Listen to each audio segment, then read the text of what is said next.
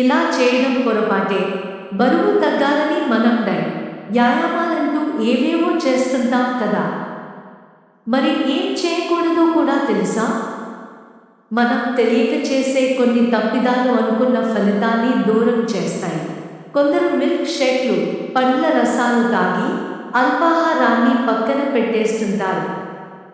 కెలోరీలు తగ్గాయి కదా అనుకుంటాం కానీ శరీరం నీరసించిపోతుంది. బరువు అదుపులోకి రాదు.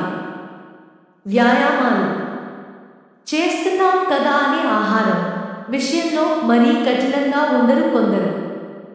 మంచిదే, కానీ రాత్రుళ్ళు మాత్రం సంయమనం పాటించక తప్పదు.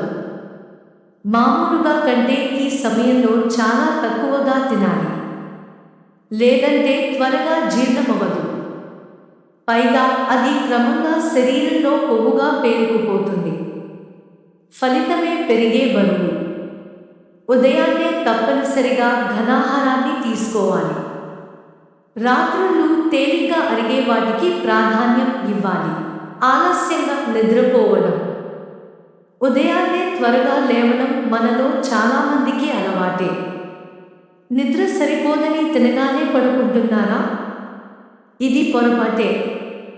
తిన్న తర్వాత శరీర ఉష్ణోగ్రత పెరుగుతుంది. ఇది నిద్రకు ఇబ్బందిని కలిగించడమే కాదు, బరువుని పెంచుతుంది. అందుకే భోజనం, నిద్రకు మధ్య కనీసం 2 గంటలు గ్యాప్ ఉండాలి. తిన్నాక పావుగంట నడవండి.